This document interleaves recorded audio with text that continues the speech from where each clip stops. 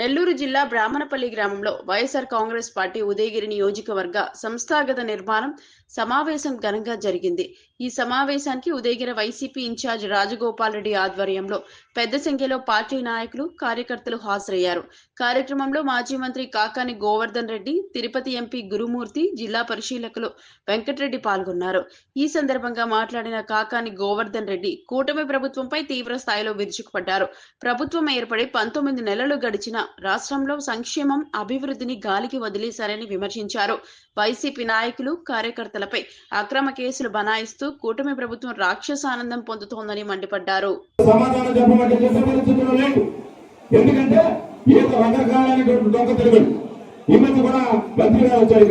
ఆయన పేపర్ తీసుకుని ఏం జరుగుతున్నాడు, అలా సంవత్సరాలు ఆపేశారు, ఈ సంవత్సరాలు ఆపేశారు, అవన్నీ మిమ్మల్ని అడగటంలా.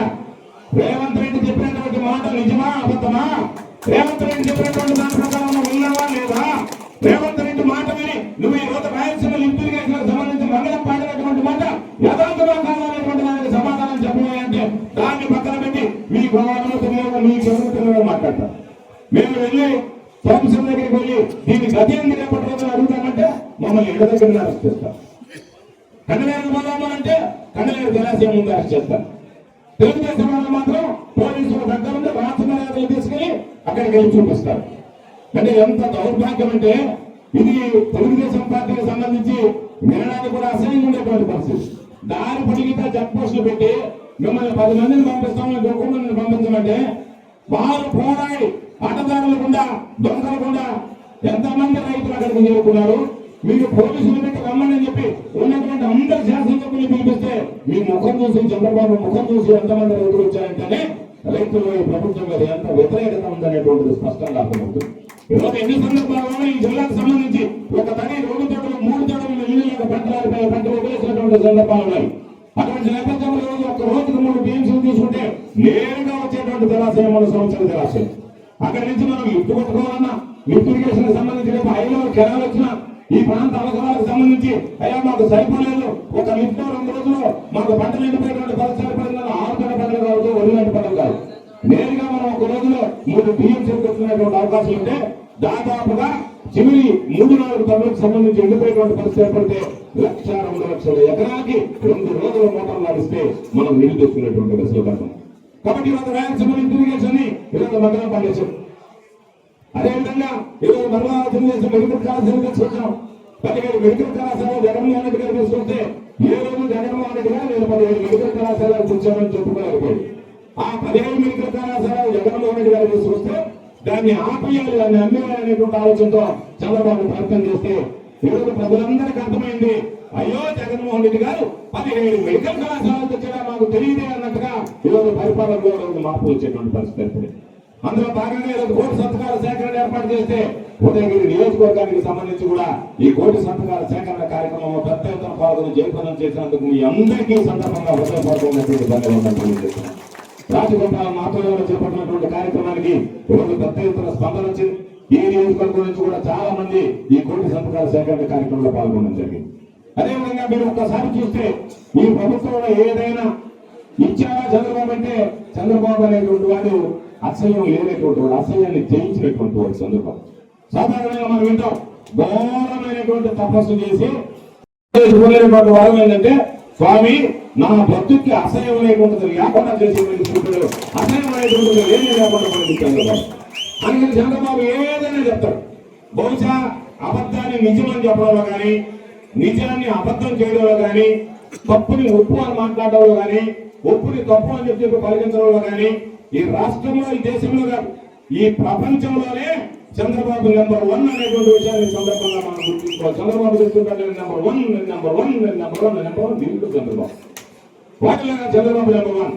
పాపం రాజగోపాల్ చెప్పినట్టుగా మొన్న ఎప్పుడో ఒక టీవీ ఇంటర్వ్యూ ఇచ్చాడు. ఏమనిచ్చాడంటే నేను 20 లక్షల కోట్ల పెట్టుబడులు తెచ్చా, 23 లక్షల కోట్ల ఉద్యోగాలు తెచ్చాను. ఆ యాంకర్ లో నోట్ తెచ్చి 23 లక్షల కోట్ల అన్నాడు. 20 లక్షల కోట్లు అన్నాడు. అంటే అబద్ధం చెప్పడానికి కూడా అతిన్నట్టు ఉండాలి కదా. పాపం చెప్పలేకపోయాడు. మరి అసహ్యం వేసింది అతనికి చెప్పడానికి. అందుకని ఏమి చెప్పలేకపోయాడు. సరే నీకు ఇంగ్లీష్ రాదు అనుకున్నాం, ఇంగ్లీష్ లో చెప్పాడు. తెలుగులో అయితే చెప్పుకునేవాడేమో ఇంగ్లీష్ చెప్పాడు. సరే ఆయన ఇంగ్లీష్ కూడా నా ఇంగ్లీష్ ఉన్నట్టే ఉంటుంది కాబట్టి ఆయన నేను చెప్పాలనుకున్నది, నేను అర్థం చేసుకున్నది ఒక 23 లక్షల మందికి ఉద్యోగాలు ఇచ్చానని చెప్పవరకు కూడా 23 లక్షలు కూటాను.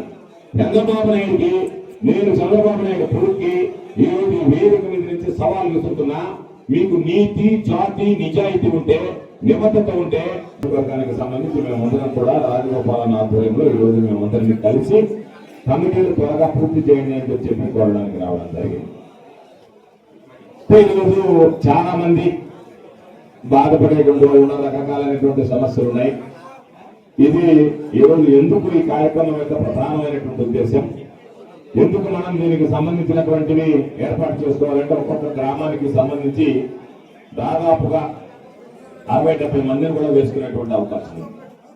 అంటే ఒక నియోజకవర్గానికి సంబంధించి దాదాపుగా 9,000 నుంచి 10,000 మందిని మనం సభ్యులుగా చేసుకునేటువంటి అవకాశం వెసులుబాటు ఉంది.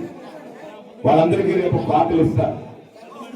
ఇస్తే బహుశా గతంలో నాకు తెలిసేటువంటి పరిపాలన వెస్ట్ బెంగాల్లో ఉండేది. కమ్యూనిస్టులు ఉన్నప్పుడు వాళ్ళకి సంబంధించినటువంటి స్థానిక నాయకులతో సంబంధం లేకుండా ఎవరినైతే ఈ రోజు మీ ఇన్ఛార్జ్ గా ఉన్నటువంటి రాజగోపాల్ రెడ్డి గారిని ఎంపిక చేస్తారో, ఎంపిక చేసినటువంటి వాళ్ళకి గుర్తింపు కార్డులు ఇస్తారో, రేపు మీరు పోలీస్ స్టేషన్కి వెళ్ళినా, మండల కార్యాలయానికి వెళ్ళినా, తహసీల్దార్ కార్యాలయానికి వెళ్ళినా ఆ గుర్తింపు కార్డు చూపిస్తే మీరు జగనన్న తాలూకు మనిషి అని చెప్పి మిమ్మల్ని గౌరవించి ఆ పని చేసినటువంటి విధంగా చర్యలు తీసుకోవాలనేటువంటి లక్ష్యంతోనే ఈరోజు ఈ కార్యకర్తలకు సంబంధించి పెద్దపీట వేయాలనేటువంటి ఉద్దేశంతో ఈ కార్యక్రమానికి శ్రీకారం చుట్టడం జరిగింది. కాబట్టి జగన్మోహన్ రెడ్డి గారు చెప్పినటువంటి విధంగానే ఈరోజు కార్యకర్తలకు సంబంధించి ఒక మంచి ఆలోచన కల్పించాలి, ముందుకు తీసుకువెళ్లాలనేటువంటి లక్ష్యంతో ఏర్పాటు చేసినటువంటి కార్యక్రమం. కాకపోతే ఈ ప్రభుత్వాన్ని గురించి అసలు చంద్రబాబు పేరు ఉచ్చరించాలన్న ఆశయంగా అనిపిస్తుంది. ఎందుకు ఈ మాట చెప్పామంటే ఈరోజు పరిపాలన అనేటువంటిది అసలు లేదు. ఏదన్నా ఉంటే ఈ పరిపాలన బాగలేదు అని చెప్పడానికి అసలు పరిపాలన అనేటువంటిది లేనప్పుడు, పరిపాలన గురించి మాట్లాడుకోవడానికి అవకాశం లేనప్పుడు ఈరోజు ప్రభుత్వం గురించి ఏం మాట్లాడుకోవాలో తెలియదు. కానీ ప్రభుత్వంలో ఎవరికి ఏమీ చేయకపోయినా చంద్రబాబు నాయుడు మాత్రం ఈరోజు బ్రహ్మాండంగా పరిపాలన చేశారన్నాడు. గతంలో మనం చూసాం. ఎన్నికలకు ముందు రకరకాలైనటువంటి మాటలు మాట్లాడారు. ఆ మాటలు మాట్లాడినటువంటి వాటిల్లో ఆ మద్యాన్ని గురించి, మద్యం షాపుల గురించి, మద్యం దుకాణాల గురించి మాట్లాడారు. ఒకసారి ఆలోచన చేద్దాం. మన ప్రభుత్వం అధికారంలో ఉన్నప్పుడు నిర్ణీతమైనటువంటి సమయాల్లో పనిచేసే ఈ మధ్య కూడా ఒక గ్రామానికి వెళ్ళా. ఒక 10 మంది ఆడవాళ్ళు గుంపుగా కనపడితే అనిపించింది నాకు, ఏదైనా సమస్యలు చెప్తారేమో అనుకున్నాం. వాళ్ళు వచ్చి, అయ్యా 24 గంటల ముందు జరుగుతుంది, మా మగవాళ్ళు తాగుతూ మమ్మల్ని బాధ వదిలిపెడుతున్నారు, మేము ఉండలేకున్నామని చెప్తారు. ఆ మాటలు అడిగాం, అమ్మ బెల్ట్ షాప్ లేని గుడ్లు లేవు కదా అంటే చంద్రబాబు టెక్నాలజీ అడ్వాన్స్ అయింది, అందుకని ఇప్పుడు బెల్ట్ షాప్ ఉంటే ఇబ్బంది లేదు, ఈ మందుగాళ్ళు ఆ బెల్ట్ షాప్ అని కలిపి వాట్సాప్ లో గ్రూప్ పెట్టుకున్నారు. ఆ గ్రూప్ లో ఆయనకి ఇప్పుడు మూడు వస్తే అప్పుడు ఆ మందు తాగైనా బెల్ట్ షాప్ మెసేజ్ పెడతాను, నాకు ఈ బ్రాండ్ ముందు పంపిస్తున్నాను, డోర్ డెలివరీ నేరుగా తీసుకెళ్లి ఈ మందు ఆయన తీసుకుని ఆయనకి ఇస్తాడు. అది చూసి ఇంకొక ఆయనకి మూడు అవుతున్నాను, ఎవరు ఆయన తీసుకున్నాడు నేను కూడా తీసుకోవాలి కదా అని. ఈ కొత్త వస్తువులు ఇతరులు వేసినప్పుడు ఆయన మెసేజ్ పెడితే ఆయన చూసి, ఈయన మెసేజ్ పెడితే ఈయన చూసి, చంద్రబాబు నాయుడు పరిపాలనలో ఈరోజు మద్యం డోర్ డెలివరీ అవుతుంది తప్ప జగన్మోహన్ రెడ్డి గారి హయాంలో లాగా పెన్షన్, రేషన్ సరుకులు డోర్ డెలివరీ అయినటువంటి పరిస్థితి ఈ రోజు లేదంటేనే చంద్రబాబు పరిపాలన ఏ విధంగా ఎంత అధునంగా తయారైందనేటువంటిది ప్రత్యేకంగా చెప్పాల్సినటువంటి అవసరం లేదు. కాబట్టి ఎక్కడ ఎవరి గురించి ఆలోచన చేసేటువంటి పనులు, దేని గురించి పట్టించుకోవడం లేదు. ఈరోజు రైతుల గురించి ఆలోచన చేస్తే రైతు సంక్షేమానికి కట్టుబడి రైతుల గురించి ఆలోచన చేస్తే నేను వ్యవసాయ శాఖ మంత్రిగా పనిచేశాను. అనేక సందర్భాల్లో జగన్మోహన్ రెడ్డి గారి దగ్గర మాట్లాడాం. అధికారులు ఎక్కడికక్కడ అడ్డం కొట్టినా ఆయన ఒక మాట చెప్పేటువంటి వాడు, రైతుల విషయంలో మనం ఆలోచన చేసి చేయాలి కదా అని చెప్పి. ఈరోజు మీరు ఒక్కసారి ఆలోచన చేస్తే జగన్మోహన్ రెడ్డి గారి పరిపాలనలో 5 సంవత్సరాలకు సంబంధించి 4 సంవత్సరాలు ఇస్తానన్నాడు పెట్టుబడి. ఇది 5 సంవత్సరాలు ఇచ్చాడు. 5 సంవత్సరాలు ఇవ్వడంతో పాటు ఏ రైతైనా సరే పండించినటువంటి పంటకి ఈరోజు మనం అమ్ముకునేదానికి కనీస మద్దతు ధర లేకుండా రైతులు నష్టపోయినటువంటి పరిస్థితి ఏ రోజైనా జరిగిందా ఒక్కసారి మీరు ఆలోచన చేయండి. సకాలంలో పెట్టుబడి విధించాడు. రైతులకు సంబంధించి రైతు భరోసా కేంద్రాలు ఏర్పాటు చేశాడు. యూరియా కావాలి అంటే రైతు ముంగిటికే ఆ రైతు భరోసా కేంద్రాల ద్వారా యూరియా సరఫరా చేసినటువంటి ఘనత ఆనాటి ముఖ్యమంత్రి మన నాయకుడు జగన్మోహన్ రెడ్డి గారు అని చెప్పేసి ఈరోజు యూరియా కావాలి అంటే తెలుగుదేశం పార్టీ నాయకుల దగ్గరికి వెళ్ళాలి. ఆయనకి బాగా మిగిలితే మనకి ఎవరికన్నా ఇచ్చే